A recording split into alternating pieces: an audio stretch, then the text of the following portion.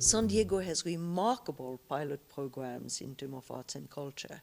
If you look at High Tech High and their programs, if you look as to what has been done in different area, and if you look, for example, the arts are used in many different ways too. We use art for therapy, to rehab people who have been injured.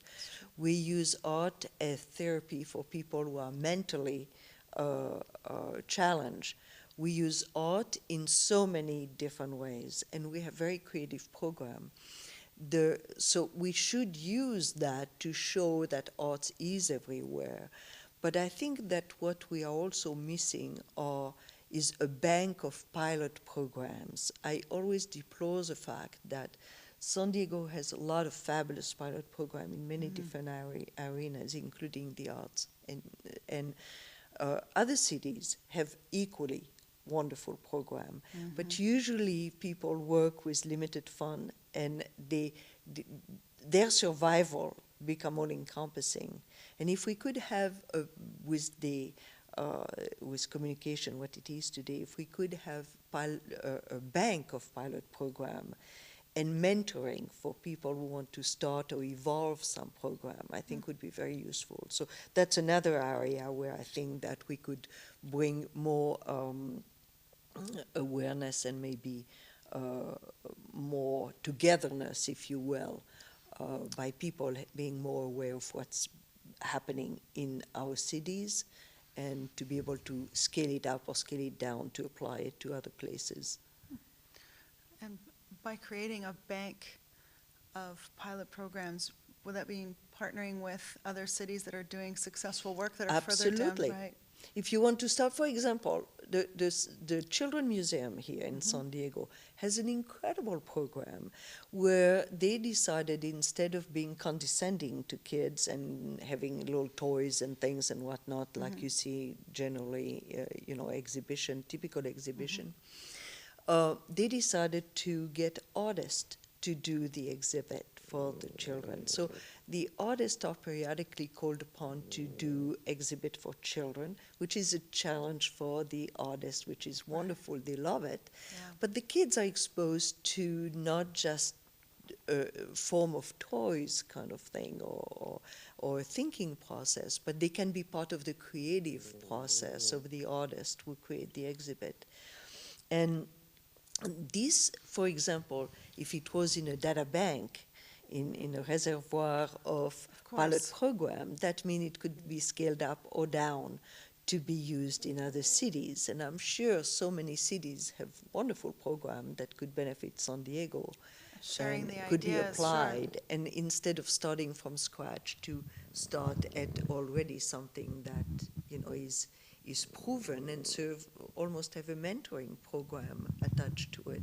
You had mentioned a peer, kind of a peer docent thing that was being done at the Museum of Contemporary Art, where children That's become right. docents. It's a great idea. Yeah. This is very effective because a lot of kids feel more comfortable about asking questions of their peers. So there are usually kids who either by their own interest or by having been exposed through their parents or school who are very interested in the arts, are maybe more prone to become little docent, and they are trained. And so it works very, very well. It has been a successful program for them. And I think we have to be very aware and instill in the kids in school the notion, and with the parents, the notion that art is not an elective. That's right. Culture is really what we pass on from one generation to the other. And if you skip one generation, you skip a hell of a lot. Right. Because what that means is that if you are not going to museum, if you are not trained to be curious and to go to some program in the arts of one kind or the other, then the likelihood is that you will not take your own children to it because you will not know what you missed. If you look at urban decay, what has happened when we have urban decay, the best solution to improving the environment has been really when artists, because Yes. that's often the only thing they can afford, move into a neighborhood that has been overlooked or destroyed for one reason or the other. And they go there, that's the only place they can afford, they develop it, and before you know it, that becomes the chic place to be. Right. And it attracts a lot of small businesses, which are the backbone of our economy. So you have boutiques, and you have cafes, and you have bistros, and you have craftsmen, and so forth.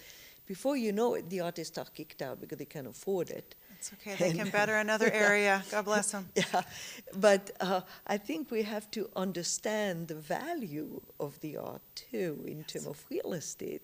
So we look at the value of the art in creativity and innovation. We can look at it in real estate improvement. We can look at it in so many different aspects. And all of them, when people say, you know, the art cost, the art do not return funds, it's really a lack of knowledge. So where do we get knowledge? How do we impart knowledge is really what we have to do. Right. What is the difference between a good city and a great city? I think it's a city that found a way to have some homogeneity between its parts. And by that I mean we are very lucky to have fabulous components here. We have UCSD, we have San Diego State University, we have great universities.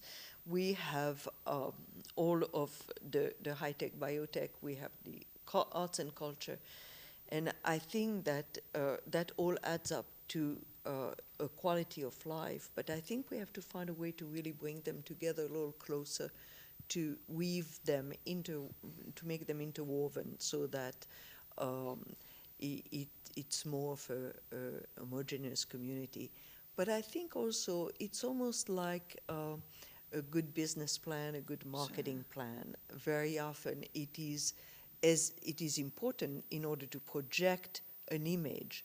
But what it does primarily too is that it allows to have to form an identity for the people within. Yes. And when you have that identity, then you can project a stronger image because you are all on the same page as to who you are, what you sell, what you have, and so forth. And I think this is what San Diego has to learn to develop more, is that that internal document, if you will, that would have all of us so proud, whether we, the art is not for everybody, and nor is baseball for that matter. I think baseball, basketball, football is just as elitist for people who want to call the art elitist. I'm not involved in them. I find it terribly elitist, but and very expensive too. Very often we build the stadiums. But having said that, I think that we need all of it on our canvas of excellence. And if we can have that internal document on which we all can from which we can all have pride in our city, I think then we'll be able to project a more homogeneous message. Thank you for that. And speaking of canvases of excellence, can you tell us a little bit about the piece that we're sitting in front of? Well, this one was done by my late husband. It was done sometime, I think, in the late 80s, and he did subsequently a lot of different electronic pieces. But you can tell there was a lot of frustration about all the things that went wrong at the time. What is very interesting, looking at the detail of that piece, is to see that the same things are still problematic today that they were then when he put them on canvas.